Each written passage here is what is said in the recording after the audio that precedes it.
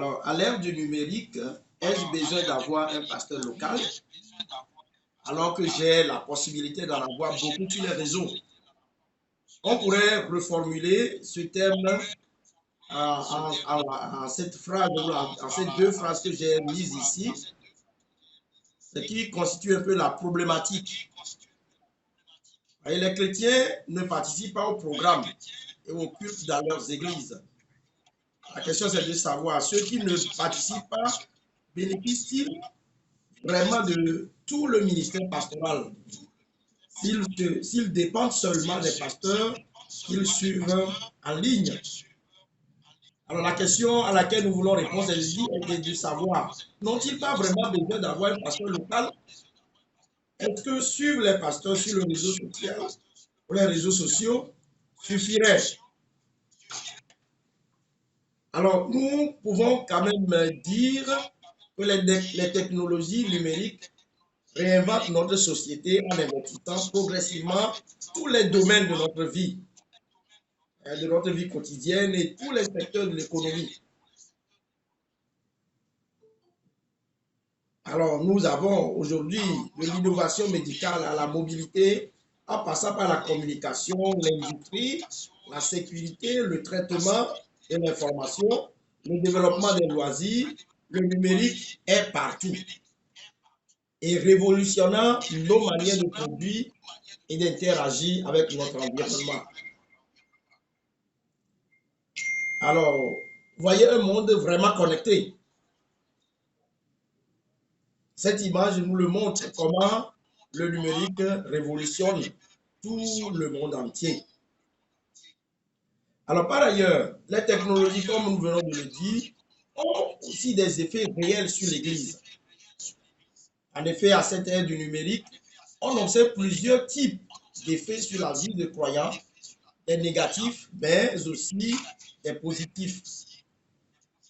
Alors, donc, l'introduction de cette technologie a changé la vie de l'Église, des familles et de l'individu. Alors, dans la nouvelle technologie, dans la vie des croyants, soulève quelques problèmes que je voudrais relever avant de revenir sur notre thème. Avec la technologie, on constate que la distraction et le gaspillage du temps est du lot des croyants. Beaucoup manquent de zèle et d'intimité avec le Seigneur. Et on écoute peu la voix du Seigneur. Et l'image qui vient, il vous le montrera très bien. Alors, donc, tout cela présente ce que les technologies nous donnent en ce moment. Voilà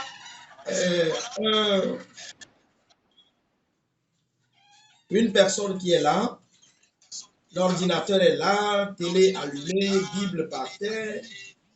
Maintenant, il a des difficultés à écouter la voix du berger. Or, Jean 10, verset nous dit que mes brebis entendent ma voix. Avec les réseaux, la voix, il est maintenant ici, la voix du berger, de parler.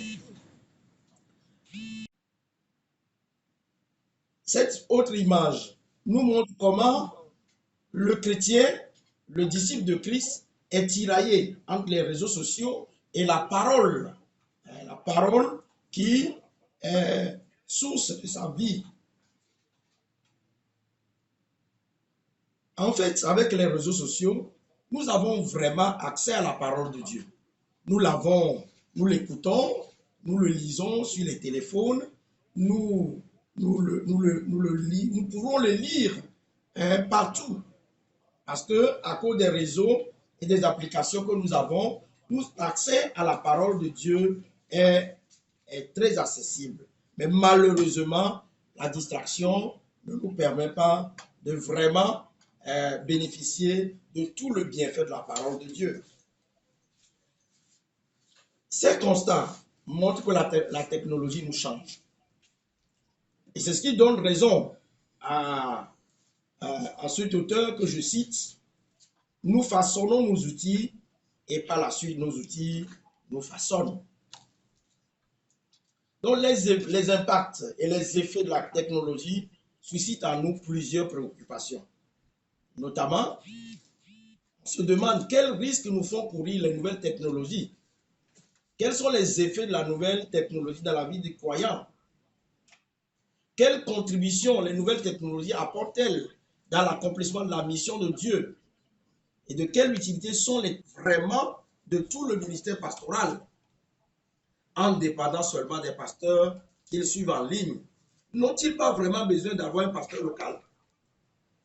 Alors, telle est notre préoccupation ce soir.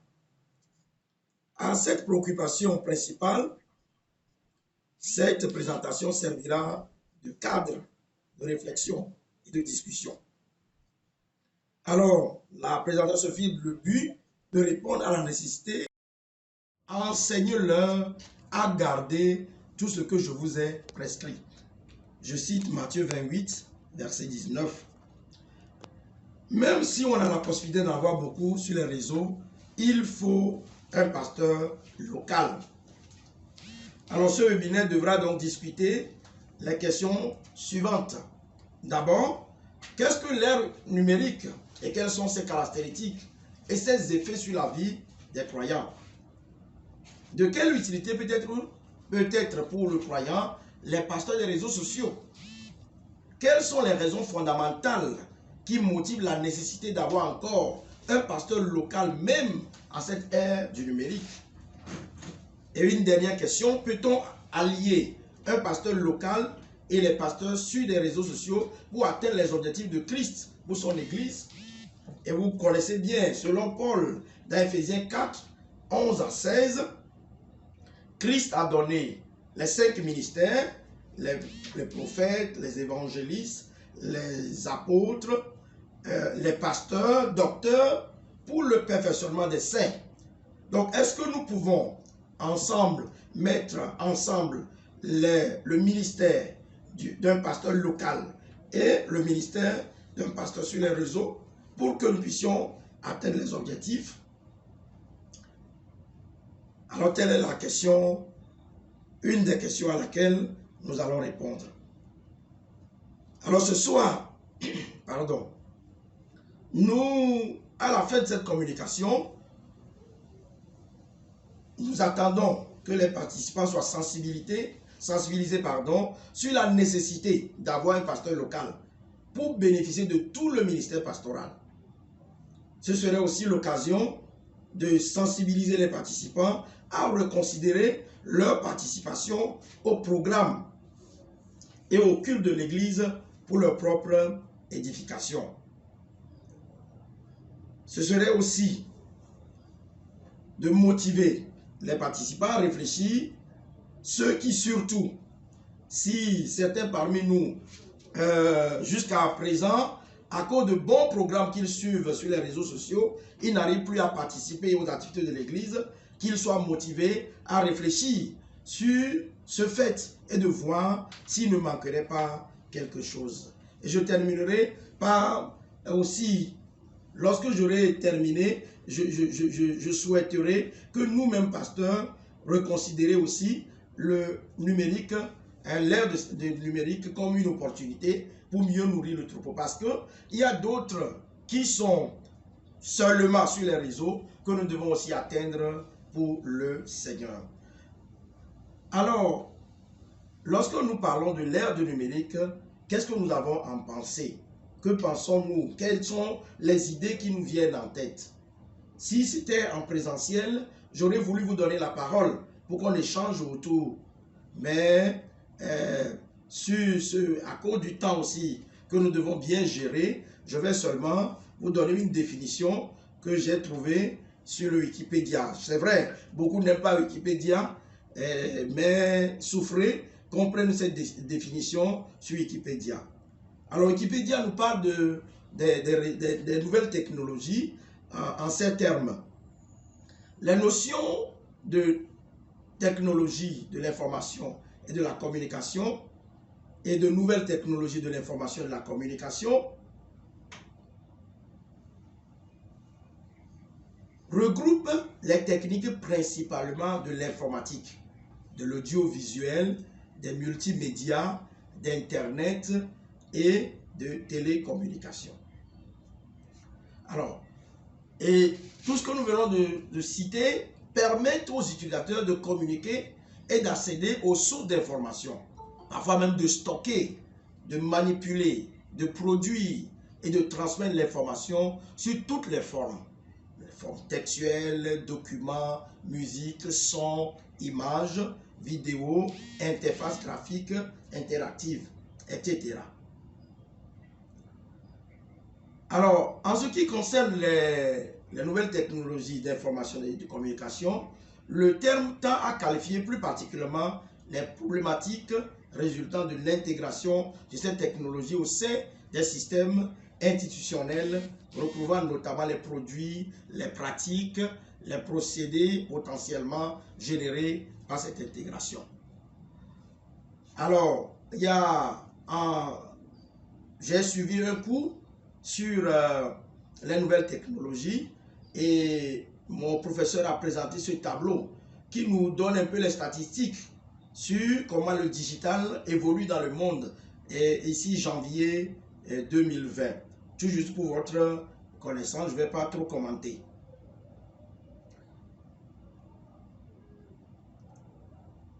Alors, l'ère du numérique, je voudrais quand même aussi qu'on retienne que c'est de la volonté de Dieu.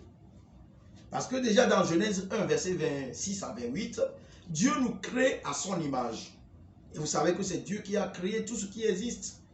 Psaume 19 nous dit la création parle du Créateur. Et donc Dieu nous dote de la capacité de création. Et les nouvelles technologies s'inscrivent dans la volonté de Dieu. Mais là, ce qui est important, c'est de savoir les utiliser pour la gloire de Dieu. Et c'est pourquoi ceux qui, à cause de la technologie, abandonnent la participation dans les programmes de l'Église, le font à tort. Parce que c'est un outil que Dieu donne et que nous devons utiliser. Alors je m'en vais commencer par parler de l'utilité des pasteurs sur les réseaux. Parce que la manière dont nous avons posé la question, on peut croire que nous voulons dire suivre des pasteurs sur les réseaux n'est pas une bonne chose ou ne pourrait pas édifier un chrétien. C'est pourquoi je commence d'abord par parler de l'utilité des pasteurs sur les réseaux. Alors, lorsque j'ai eu le thème, je n'ai pas pu m'empêcher de demander l'avis de nos chrétiens. Et donc, j'avais soumis un formulaire Google Forms à quelques membres de nos églises et ils ont répondu. J'ai eu 17 personnes qui ont répondu. Et de ce sondage, je voudrais quand même que nous puissions voir ce qui est sorti de ce sondage. 57,1% ont répondu à la question de savoir s'ils ont d'autres pasteurs sur les réseaux, à part leur pasteur local. 57,1% a dit qu'ils ont au moins un pasteur. 14,3% 2 pasteurs. 21,4% ont 3 pasteurs qu'ils suivent sur les réseaux. Et 7,1% concerne 4 personnes. Donc, ça dit 4 pasteurs qu'ils suivent. Donc, ce qui veut dire que nos membres sont présents. Ils suivent les pasteurs sur les réseaux. Alors, la question qui leur a été posée est de savoir, mais quelle serait l'utilité? Est-ce que c'est important de suivre ces pasteurs sur les réseaux? Et ils ont répondu. Voici leur réponse. D'abord, la première réponse est de dire que l'ouverture d'esprit, c'est-à-dire lorsqu'on suit les pasteurs sur les réseaux, on a plus d'ouverture d'esprit sur certains domaines. Suivre les messages sans se déplacer. C'est aussi, pour certains, c'est une occupation plus saine.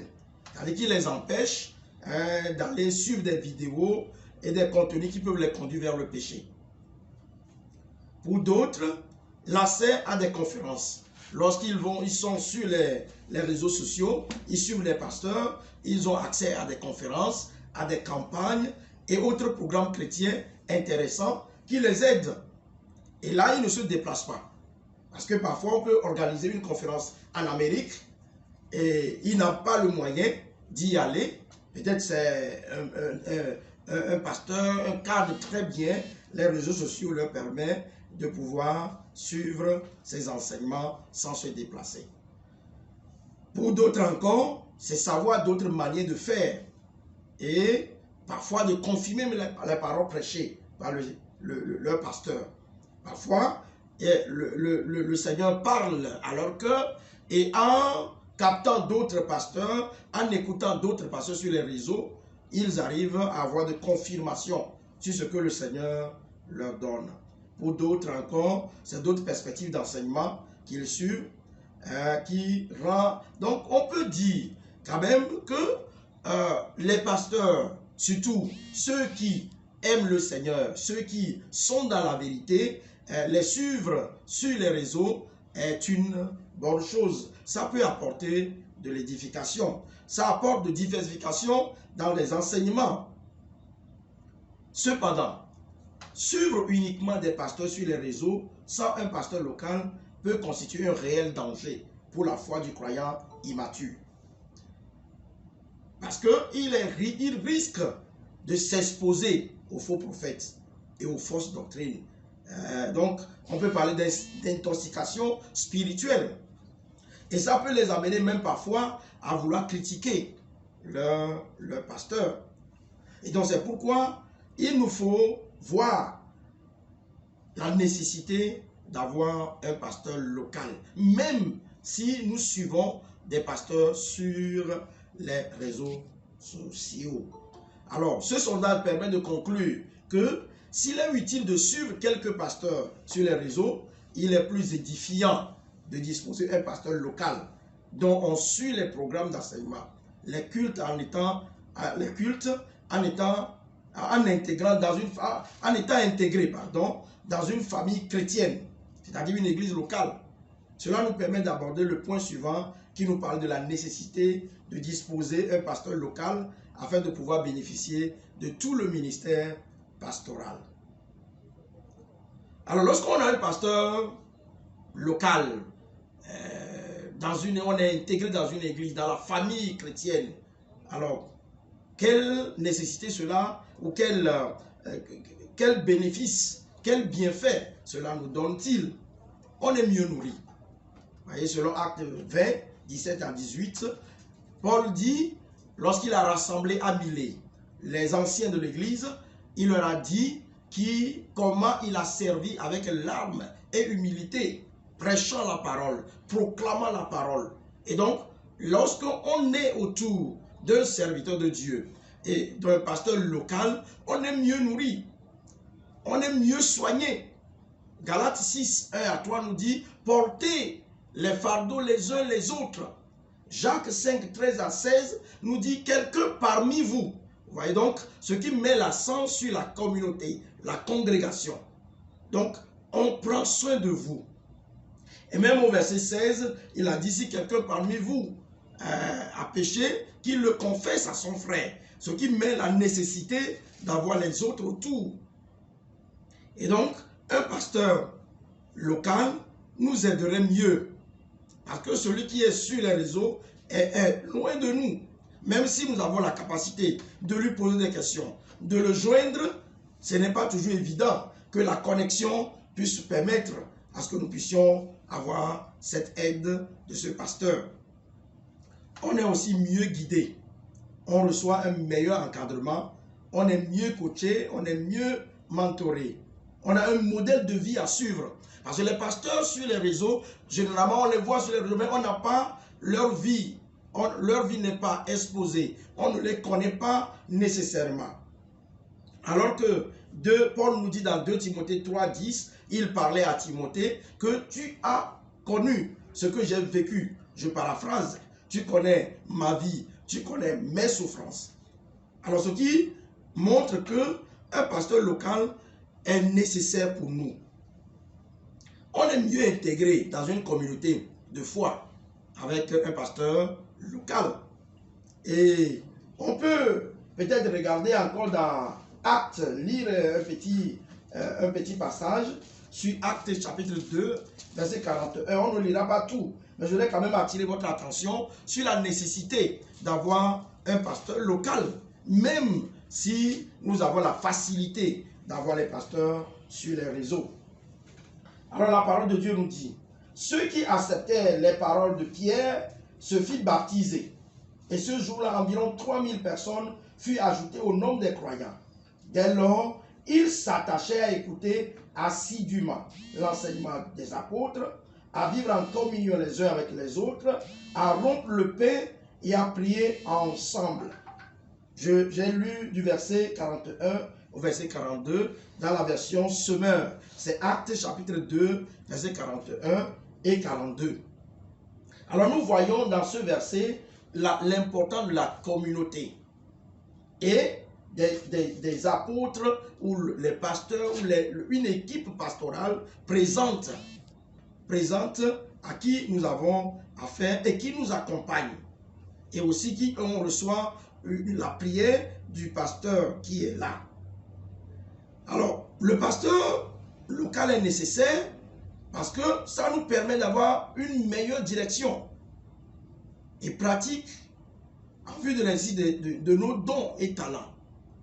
Acte 13, 1 à 3 nous dit que c'était ensemble dans la prière, pendant qu'ils priaient, que le Saint-Esprit a dit, mettez-moi à part Paul et Barnabas pour la mission à laquelle je les ai choisis, je les ai appelés. Voyez donc, le ministère dans une église locale, avec un pasteur local, nous permet vraiment d'avoir tout le ministère pastoral. Il est plus facile, lorsque nous sommes avec le pasteur local, de répondre, d'obéir à l'impératif missionnaire. Et donc, nous pourrons dire qu'avec le pasteur local, on bénéficie de tout le ministère pastoral et on devient le disciple que Christ attend. On dirait simplement qu'on atteint les objectifs de l'existence de l'Église. Vous savez que toute Église a au moins dans la parole 5 objectifs. Et ces objectifs, lorsqu'on est dans une église locale, on les vit plus facilement. On est là pour célébrer la présence de Dieu, la communion de la parole, l'évangélisation, et on est intégré, frères et sœurs. On reçoit l'enseignement.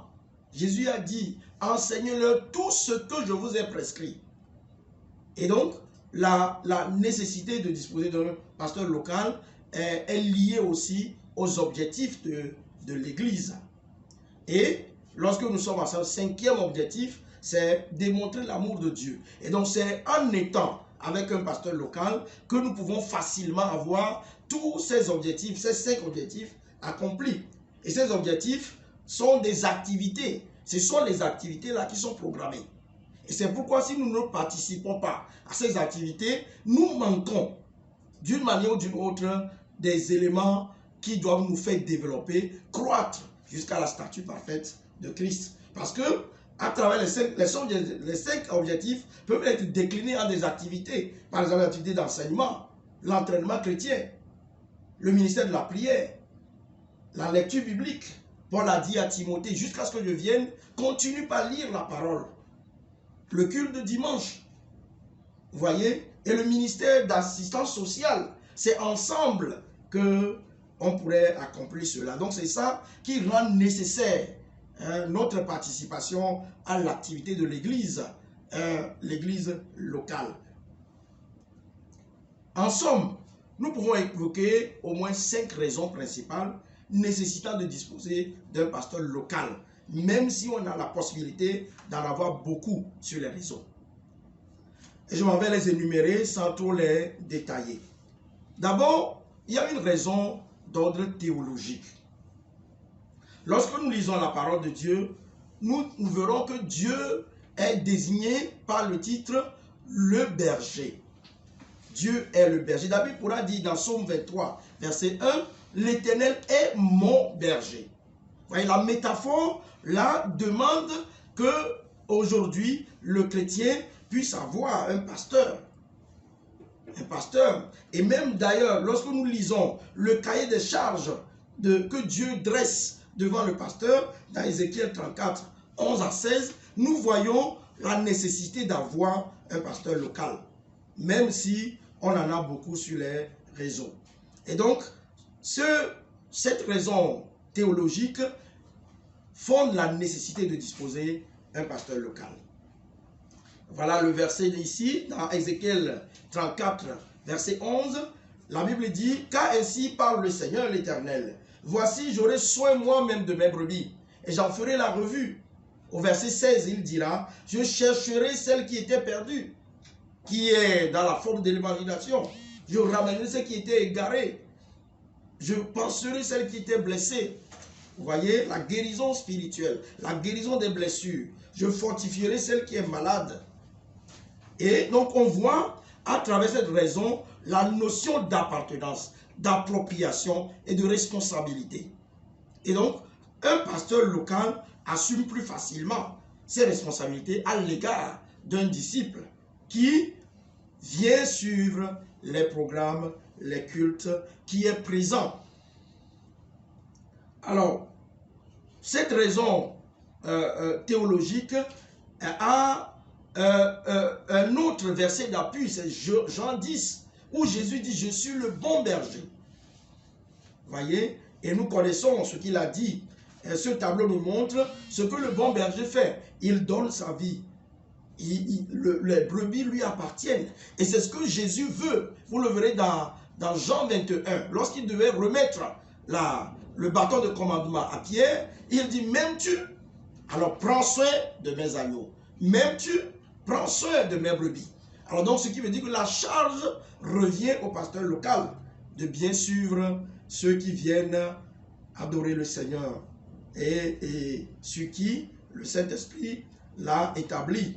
Et c'est ce que le troisième niveau de raison théologique, c'est l'implication du Saint-Esprit dans ce travail. Et qui rend responsable un pasteur local. Acte 20, 28, Paul nous dit, prenez donc garde à vous-même et à tout le troupeau sur lequel le Saint-Esprit vous a établi évêque. Ici, évêque signifie surveillant. Pour paître l'église de Dieu, nourrir l'église de Dieu, qu'il s'est acquise par son propre sang. Donc, la première raison qui fonde la nécessité de disposer d'un pasteur local, c'est une raison d'ordre théologique. Le Père est berger, le Fils est berger, le Saint-Esprit établit les bergers. Alors, il nous faut nécessairement avoir un pasteur local pour mieux nourrir le troupeau de Dieu. La deuxième raison, c'est la raison missiologique. L'Église, c'est le cadre d'exercice missiologique et d'avoir des missionnaires. C'est ce que nous venons de voir dans Actes 13, 1 à 3. Il y a la raison que je dénomme téléologique, c'est-à-dire une raison, la raison de finalité. Parce que Dieu, en mettant, en sauvant, en nous sauvant, il nous met dans un cadre, dans une église locale pour des objectifs précis. Et que le pasteur local doit nécessairement atteindre. Un pasteur local est nécessaire lorsqu'on considère la notion de berger que la Trinité incarne, comme je viens de le dire. Cette raison, nous le voyons aussi dans le plan social. Je l'ai déjà touché. Un pasteur local est nécessaire pour l'accomplissement de certaines tâches pastorales qui requièrent les relations sociales. Vous voyez? Et un pasteur local aussi est nécessaire pour travailler à l'édification du corps de Christ et à faire parvenir tout homme devenu parfait. Et c'est ce que Paul nous enseigne. Alors, si nous reprenons Éphésiens 4, 11 que j'avais cité auparavant, vous voyez que Paul dit dans Éphésiens 4, 11, il a donné les uns comme apôtres, les autres comme prophètes, les autres comme évangélistes, les autres comme pasteurs et docteurs.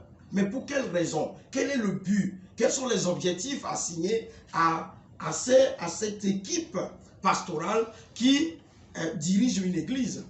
Le perfectionnement des saints.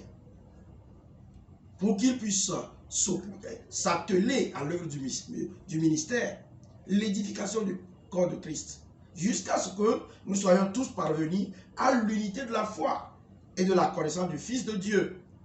Voyez, à la mesure de statut parfaite. Le modèle le plus parfait devant nous, le modèle des modèles est Jésus-Christ que nous devons, dont nous devons ressembler, à qui nous devons ressembler.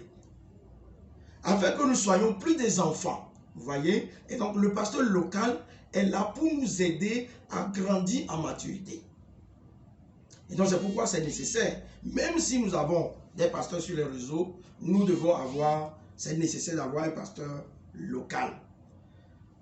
C'est en ayant un pasteur local que nous sommes formés à exercer un ministère dans l'église. Éphésiens 2:10 nous dit, nous sommes son ouvrage ayant été créé en Jésus-Christ pour de bonnes œuvres que Dieu a préparées d'avance afin que nous les pratiquions. Donc c'est dans ce cadre que nous pouvons mieux nous identifier, mieux nous connaître, connaître nos dons, connaître nos capacités spirituelles, connaître nos talents et mieux œuvrer dans la maison du Seigneur. Et c'est toujours Paul, 2 Timothée 3:16, qui nous le dit, que l'écriture est inspirée de Dieu, est utile pour enseigner. Ce n'est pas cette écriture qu'on nous enseigne et ce n'est pas cette écriture que nous parvenons à devenir un homme accompli. Afin que l'homme, donc l'objectif est encore là, l'homme de Dieu soit accompli et propre à toute bonne œuvre. Vous voyez? Alors donc, c'est cette raison, ces raisons, j'allais dire, nous permettent de savoir que c'est important d'avoir un pasteur local, même si nous avons une bonne connexion.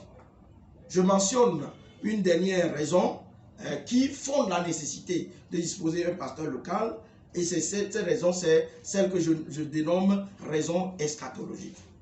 Paul dit qu'un jour, nous devons présenter tout homme devenu parfait à Dieu. Et c'est pourquoi le pasteur local, dans une église locale, s'acharne, se met en peine pour préparer ses membres à devenir parfaits. Et c'est ainsi qu'il doit les présenter à Dieu lorsque Christ reviendra. Pour toutes ces raisons énumérées ci-dessus, il est vraiment nécessaire à cette aide numérique de disposer d'un pasteur local. Pourquoi? Afin de bénéficier de tout le ministère pastoral que Dieu veut pour tout disciple. Car la parole de Dieu déclare, c'est ce que Christ veut pour son disciple. Et nous savons l'exemple, nous avons l'exemple. La Bible nous dit dans Marc chapitre 3, le verset 13, que Jésus monta sur la montagne, il appela ceux qu'il voulut et il vint auprès de lui. Il en établit 12 pour les avoir avec lui. Vous voyez l'aspect relationnel. Cet aspect relationnel. Et c'est là toute la nécessité d'avoir un pasteur local pour la relation. Pour les envoyer prêcher, c'est la mission, mais il les a d'abord équipés. Et donc l'équipement est là. C'est le pasteur local qui est plus à qui il est plus facile de faire cet accompagnement et de préparer les membres à assumer le ministère auquel le Seigneur les a appelés. Toutefois, je voudrais quand même faire cette remarque. Le pasteur local aura plus d'accès à tout son troupeau en s'adaptant à cette ère. Alors, dire que on a besoin d'un pasteur local ne voudrait pas dire que le pasteur local doit s'en passer ou doit laisser de côté l'ère numérique, les réseaux sociaux, les applications qui peuvent l'aider à mieux faire le ministère. C'est pourquoi je m'en vais vers la fin en parlant du pasteur local et les réseaux sociaux. Notez qu'il est important de retenir que l'ère du numérique est une opportunité pour le pasteur local pour renforcer ses capacités afin de mieux nourrir le troupeau de Dieu sur lequel le Saint-Esprit l'a établi évêque. Il peut trouver des effets positifs des nouvelles technologies pour répondre à l'impératif missionnaire auquel il est appelé.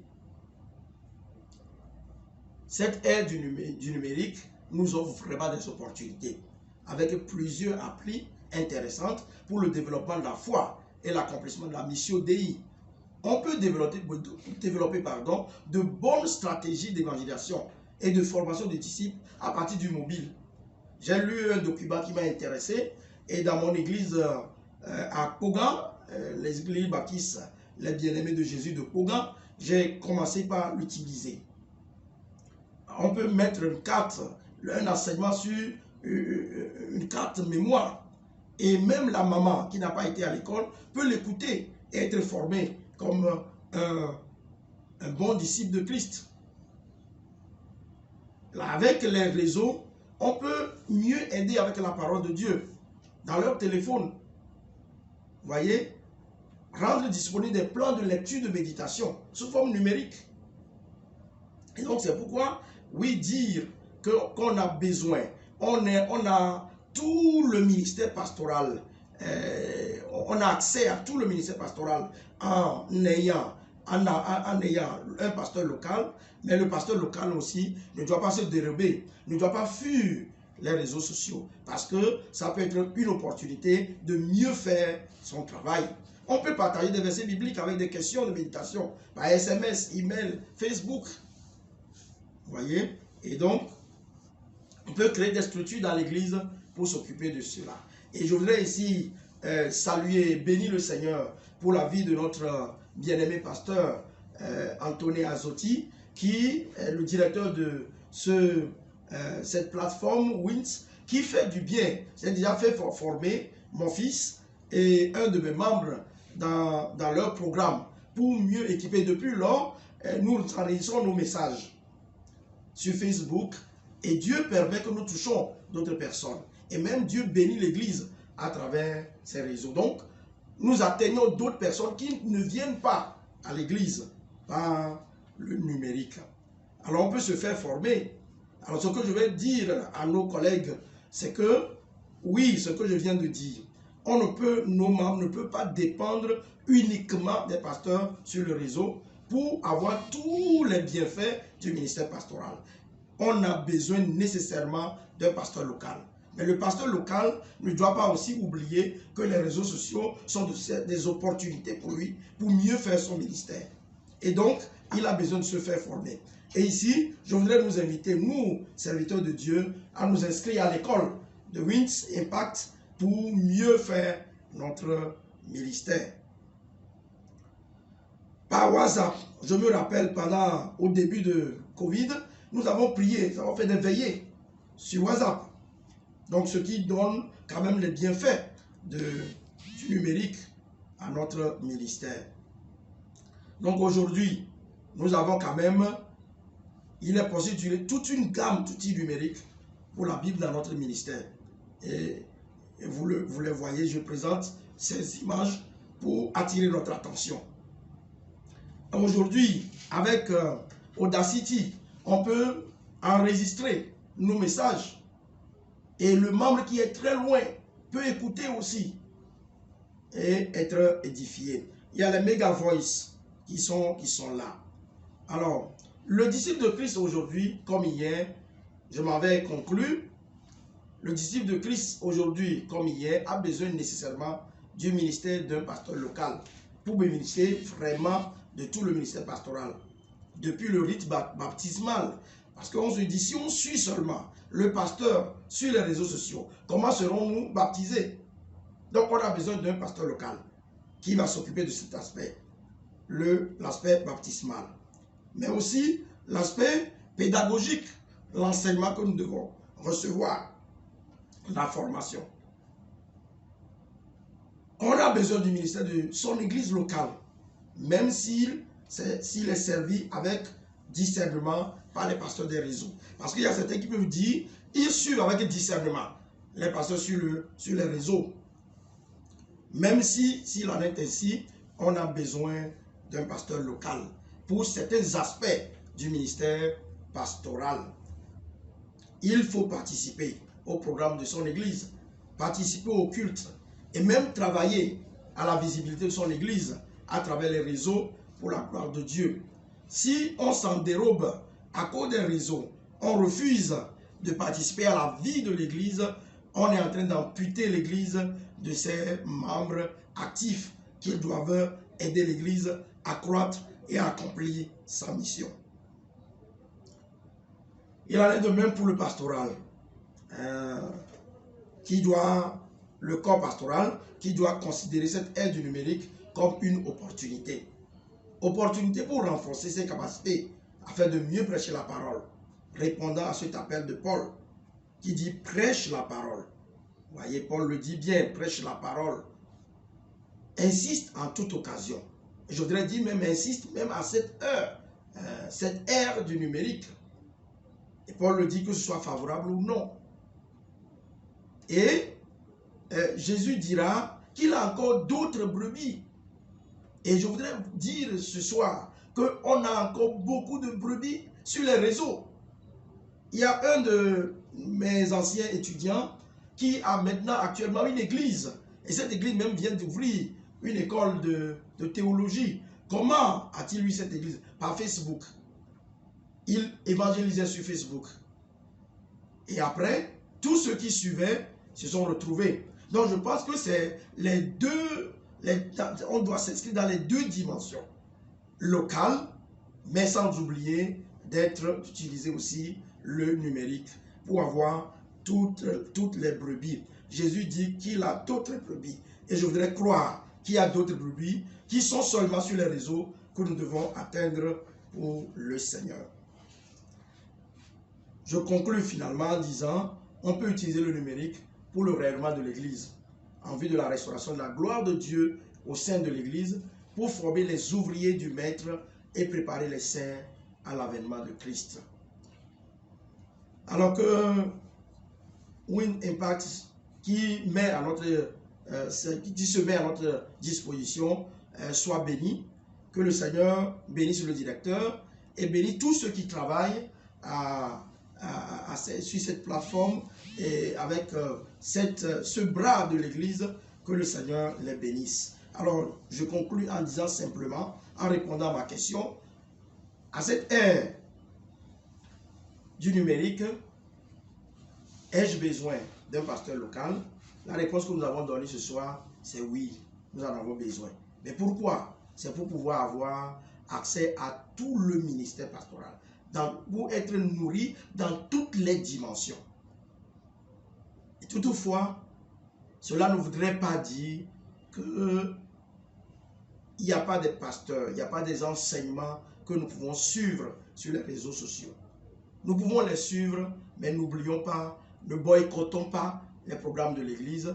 Les programmes de l'Église, les cultes, l'enseignement, l'école de dimanche, la prédication en live contribuent ensemble avec ce que nous trouvons sur les réseaux sociaux, surtout avec les pasteurs, ceux qui craignent le Seigneur, les bons serviteurs de Dieu.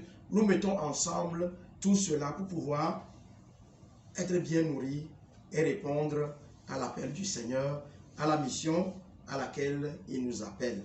Allez dans tout le monde et faites des disciples. Pour y aller, nous avons besoin d'un pasteur local. Que le Seigneur vous bénisse.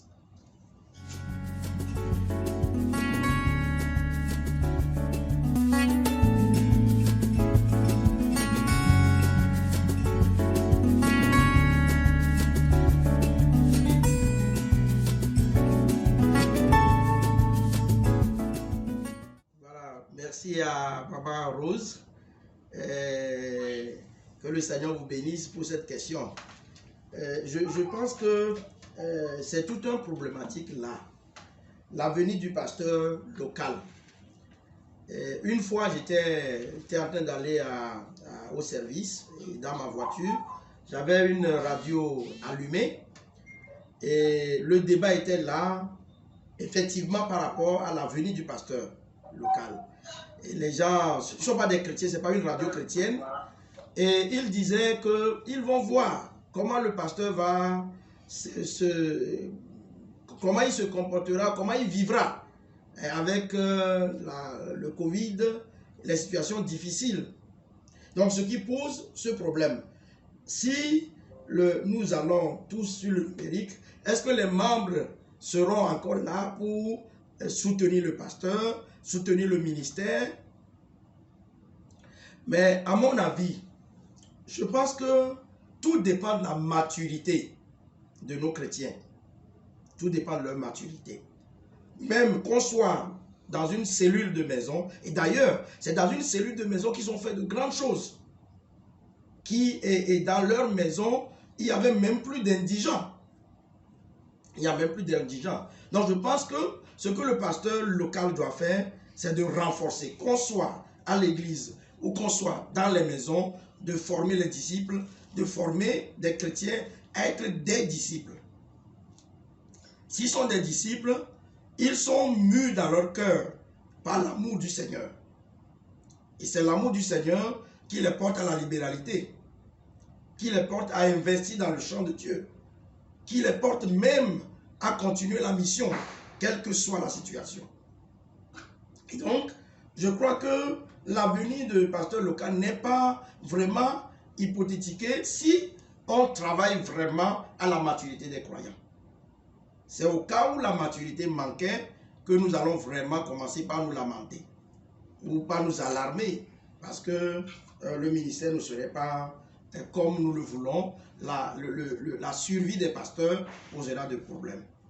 Alors, pour la deuxième question, je crois, c'est ce que je viens de dire, je crois que nous devons mettre ensemble le ministère comme nous le voyons dans la Bible de façon physique, locale, mais aussi être sur le numérique. Parce que si nous ne sommes pas là, nous ne serons pas ce qu'ils sont en train d'écouter. Et nous ne saurons même pas adapter nos enseignements. Nous ne saurons pas mieux les nourrir. Et donc, je crois que le directeur Azotier a bien pensé et sa vision est là qui doit nous aider pour que nous puissions. Parce que qu'on le veuille ou pas, on va sur le numérique. On est là maintenant. On ne peut plus s'en passer. On doit l'utiliser pour mieux former les disciples. Voilà ce que je pourrais dire à Maman Rose. Mais je sais que vous avez une réponse, alors vous pouvez l'ajouter sans problème, Maman.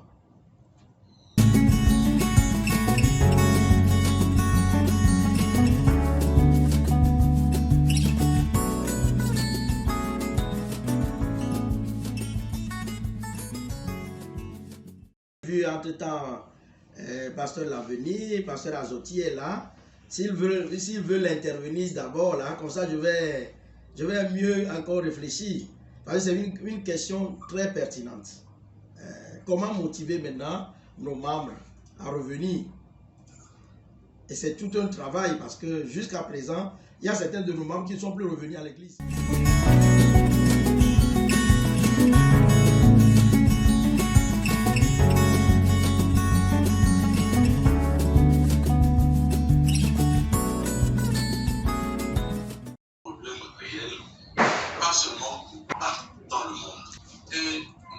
Ce que le pasteur Charles a bien dit la chose, c'est-à-dire qu'il y a une nouvelle réalité qui est installée et à laquelle on ne pourra pas se dérober. J'aime cette partie de tout le développement d'ailleurs, comment ça a été fait, où le pasteur Charles a exprimé le fait que néanmoins le pasteur local doit pouvoir s'équiper pour savoir répondre efficacement à la nouvelle donne qui existe. Néanmoins, il faut que le pasteur local puisse s'équiper pour répondre au niveau, aux besoins, aux défis que posent les transformations qui sont là. Je crois que cet équipement permettra au pasteur de répondre à ce défi ce défi qui est là. Le pasteur répond à ce défi qui est là. En quoi cela? De deux manières, je vais parler de deux manières au moins en ce moment. La première manière, c'est que ceux qui sont en ligne ne sont pas forcément partis. Ils sont en ligne. Pourquoi n'être pas en ligne? Parce que le cas n'est pas en ligne. Je dis souvent à mon pasteur assistant, il enseigne tellement bien à celui qui s'occupe des bibliques que je suis certain, en plus des réseaux sociaux, que beaucoup de gens apprécieraient et apprendraient du fait que les enseignements de mercredi soir de notre petite église locale soient sur les réseaux sociaux et que d'autres personnes en bénéficient. C'est appellement que le pasteur, le révérend nous a donné sur les réseaux sociaux. Nous allons inviter des gens à le suivre, nous allons inviter des gens qui ne sont pas pasteurs fidèles, qui sont des membres d'autres églises également le suivre. Ma question au pasteur local, pour répondre à ce défi, c'est que pourquoi toi tu ne parles pas? Pourquoi n'es-tu pas là-bas, là où les membres qui sont là géographiquement avec toi, pourquoi n'es-tu pas là? C'est l'un des aspects de notre ministère à Wings. Faire en sorte que tout cela que je connais, je sais, il y a tellement de bons enseignants que je connais qui sont dans l'ombre. De meilleurs enseignants que ceux que nous écoutons jour après jour sur les réseaux sociaux, mais qui sont dans l'ombre. Je veux que vous ne soyez plus dans l'ombre. Et vos membres ne vous auront pas quitté de vous suivre au niveau des réseaux sociaux. Une église l'église dont je suis membre ici, si on des églises ici, une des églises a les 2/3 de ses membres sur les réseaux sociaux. On ne les voit pas physiquement. Mais chaque fois que le culte se tient, vous avez ces membres-là qui suivent le culte le dimanche. Est-ce qu'ils ont quitté l'église? Est-ce qu'ils ont quitté vraiment l'église? Je crois que si nous sommes là-bas, nous ne serons pas quittés entièrement. Le deuxième élément, c'est que en nous équipant, nous comprendrons mieux la dynamique. Qu'est-ce que les gens cherchent sur les réseaux sociaux? Le pasteur Charles l'a dit dans un premier diapo, il a cité cet orateur qui dit que nous créons nos outils et ensuite nos outils nous transforment.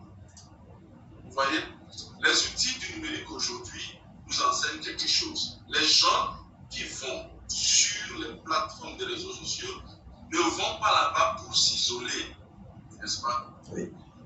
Pas Facebook pour s'isoler. Quelqu'un ne fait pas une page Instagram pour s'isoler.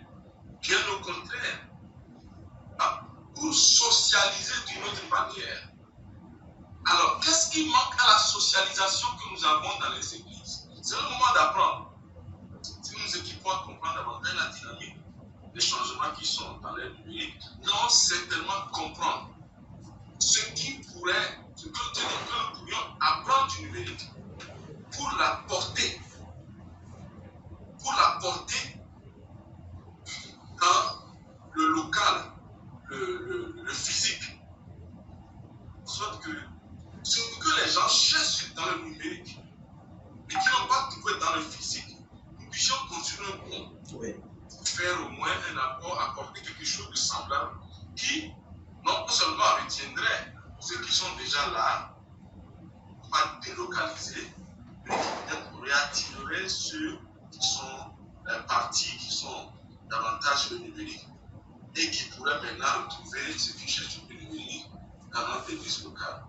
De nos jours, on parle davantage, il a abordé dans l'exemple de ce pasteur qui a créé son église en utilisant Facebook. Il y a plein d'églises qui n'existent que de façon virtuelle.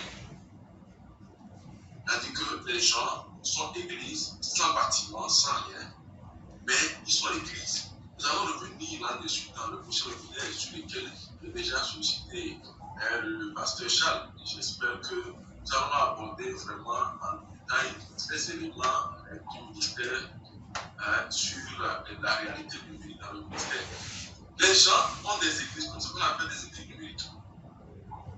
Ce qui sont aujourd'hui encore des églises qu'on appelle des églises physiques. Aujourd'hui, on parle des églises de digital en anglais, qui signifie des églises qui ne sont pas seulement numériques, mais qui ont cette compétence de combiner efficacement et la présence numérique et la présence physique. Alors je me résume, je crois que c'est une question pertinente et un défi que nous sommes obligés de relever. C'est-à-dire que lorsque ce défi te frappe, tu n'as pas le choix de reculer. Et je me dis, une des conclusions du pasteur, lorsqu'il parle de la responsabilité maintenant du pasteur local, de s'équiper en termes numériques, permettra à ce que chacun puisse répondre efficacement à ce défi-là, ce selon le contexte dans lequel il se trouve, en s'appuyant simplement sur les connaissances qu'il aura de ce monde nouveau qui s'est créé. Merci beaucoup. Pasteur Charles, pour la présentation. Pour ajouter un élément que le pasteur vient de mentionner, disons qu'aujourd'hui, avec l'ère numérique, ça demande au pasteur local de pouvoir se faire former. Parce qu'on a le choix aujourd'hui de choisir quel culte ou quel pasteur local il faut suivre. Parce qu'au niveau de nos églises, nous pouvons constater aussi qu'il y a trop d'amateurisme, il y a trop aussi on fait les choses, la même chose, on reste, on n'améliore pas. Il n'y a pas de changement. Or, le contexte dans lequel nous sommes, le contexte a beaucoup changé. Et il fallait quand même que nous nous adaptons à la réalité. Moi, aujourd'hui, j'ai la possibilité de choisir, par exemple, l'église auquel je veux aller. Il y a certaines choses au niveau de l'église locale où, quand on mentionne et quand on le dit, il faut améliorer et que ça ne change pas. Surtout avec les intellectuels aujourd'hui, c'est facile que ces intellectuels ne soient plus présents dans les églises. Donc maintenant, c'est l'opportunité pour les pasteurs locaux de pouvoir changer la manière de faire les choses. Il faut quand même, notre Dieu, c'est un Dieu d'excellence. C'est un Dieu d'excellence. On ne peut pas faire les choses comme si l'excellence ne fait pas partie de la chrétienté, que l'excellence est pour d'autres personnes. Et donc le culte doit être amélioré.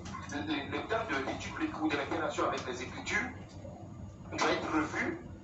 Et pour que les gens s'intéressent pour voir la pertinence d'être à l'église. Moi j'ai suivi par exemple le culte du Sénégal. Madame est là actuellement. Donc à un moment donné je suivais le culte là. Je vous assure que eux font le culte. Ils font le culte en ligne au même moment qu'il y a le culte en présentiel. Et les gens qui ont choisi de pouvoir suivre en ligne, ils le suivent. Mais tout est organisé de telle enseigne que vous allez vous intéresser forcément au culte qui se fait. Vous allez tirer des leçons pour votre vie, des prédications qui sont à la hauteur de votre vie. Et pour moi, aujourd'hui, avec l'ère numérique, ça nous donne la possibilité. Bon, les pasteurs, ça les challenge. Aller loin, de ne pas s'arrêter simplement à la formation qu'ils ont reçue au cours de leur formation théologique, d'aller loin et de pouvoir voir la réalité. Parce que si vous êtes sur les réseaux sociaux, vous pouvez voir les pensées qui sont véhiculées. Je vous donne l'exemple aujourd'hui. Ce qui est véhiculé comme pensée en Afrique, c'est qu'on retourne aux religions traditionnelles africaines. Oui. Et il y a des gens qui sont sur les réseaux sociaux et qui véhiculent ce message. De telle enseigne que même les fidèles qui sont dans nos églises ou les jeunes qui sont là, ils sont troublés. On se dit que c'est la chrétienté ou le fait de suivre Jésus, c'est de suivre le Dieu des Blancs. C'est le message qui est véhiculé. Si toi, en tant que pasteur, tu n'es pas sur les réseaux sociaux, comment tu sauras que c'est la pensée qui est véhiculée? Et connaître ces personnes qui véhiculent ces pensées et de pouvoir apporter les réponses nécessaires aux membres de l'Église.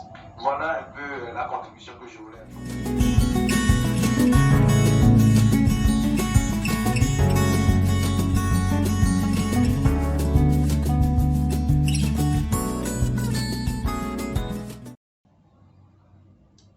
Voilà, merci maman. Je pense que je l'avais dit que le risque est grand, surtout pour le chrétien immature. Le risque est grand et donc la responsabilité nous revient en tant que pasteur de mieux suivre ce qui se passe sur les réseaux afin d'adapter nos enseignements, surtout les nouveaux chrétiens, adapter nos enseignements à ces nouveaux chrétiens. Parce que parfois, il y a un semblant de vérité, mais ce n'est pas la vérité biblique. Et donc, le pasteur doit être aux aguets pour savoir ce qui est véhiculé et aider ses membres. Et donc, c'est comme auparavant, on nous demandait de lire, le pasteur doit lire beaucoup et connaître pour pouvoir adapter ses enseignements, mieux accompagner. Donc, je crois que à cette ère du numérique, on a besoin de nous faire former. Parce qu'il y a beaucoup de choses pour pouvoir juger juger. Parce que Paul a dit, examiner toutes choses et retenir ce qui est bien. Mais il faut des principes.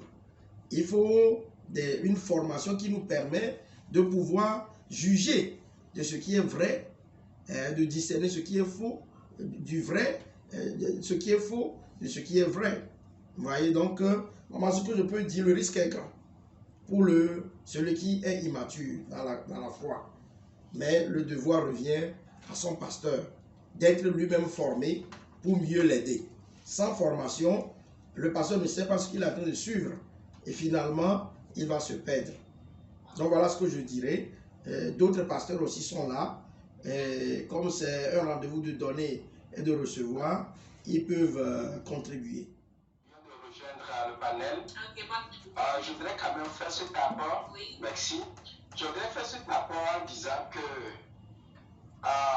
il ne faut pas que sur les réseaux sociaux, nous oublions cette identité des Béréens qui, avec de meilleurs sentiments, ou quand le message est prêché, ils rentrent, ils reprennent le texte, ils prennent la Bible pour pouvoir relire et savoir bien, pouvoir vérifier si exactement ce qu'on leur disait est la vérité. Donc, sur les réseaux sociaux, il y a tout se dit. Tout se dit. Alors, cela doit... Enfin, je m'avais demandé aux chrétiens de ne pas être paresseux et de pouvoir encore continuer ce acte de béréen où, quand on écoute quelque chose sur les réseaux sociaux, on revient pour voir si c'est vrai. Bon, malheureusement, vous permettez quand même que je puisse le dire, il y a des prédications qui sont sur les réseaux sociaux. On prend de texte à texte, de texte à texte, pour quand même faire sortir certaines vérités. Mais ça rend, comment on appelle ça, ça amène le croyant à être perdu. Parce qu'il faut quand même qu'on prenne le texte et puis on explique le texte de fond en comble et qu'on fasse sortir des leçons à retenir et applicables. Mais vous allez remarquer que sur certains réseaux sociaux, on ne prend pas comment appelle-t-on, ce temps-là pour pouvoir décortiquer le texte de verset à verset. Donc, on doit faire également un peu attention par rapport à pour revenir, bien pour résumer, ne refusons pas d'être béréens, même si c'est les réseaux sociaux. Venons-en à la parole pour voir si ce qu'on dit là est vrai. La seconde chose que je voudrais dire, c'est par rapport au fait que ce n'est pas seulement les pasteurs qui doivent être également sur les réseaux. Moi, le constat que j'ai fait, c'est que les membres sont sur les réseaux sociaux, mais ils ne sont pas intéressés à l'évangile comme cela se doit. Ils sont intéressés à d'autres choses. Peut-être un travail nous incombe de demander ou bien d'amener les membres à comprendre que les réseaux sociaux, c'est pour s'édifier et non pour se perdre ou bien d'autres choses. Merci beaucoup pour votre temps de partage par rapport à ce thème. Le fait que les gens, après le Covid, aient disparu et abandonné l'église, le directeur d'entretien a donné une partie de ma réponse que j'avais. Quand ils ne sont pas à l'église, ils sont où? Certains sont réellement sur les réseaux sociaux. Et ceux-là, le pasteur doit avoir l'obligation d'aller les rencontrer sur les réseaux sociaux. Mais il y a aussi des gens qui n'ont même pas de portable et qui ont abandonné aussi l'église. Et ça pose fondamentalement un problème de ce qu'ils étaient avant le Covid. Ça interpelle un peu l'œuvre que nous accomplissons en tant que pasteurs pour les fidèles, pour qu'un petit temps de cela déconnecte totalement même du Christ. Ça nous interroge, ça nous interpelle avec. Et là, ce qu'on peut faire, moi, après Covid, on m'a envoyé dans une église qui a totalement disparu. L'église a disparu complètement. Je suis en train de reprendre carrément l'église. Donc, je crois que ça nous oblige maintenant à aller carrément les quatre. Il faut vraiment que les gens comme et on va carrément réenseigner cette idée-là. Parce que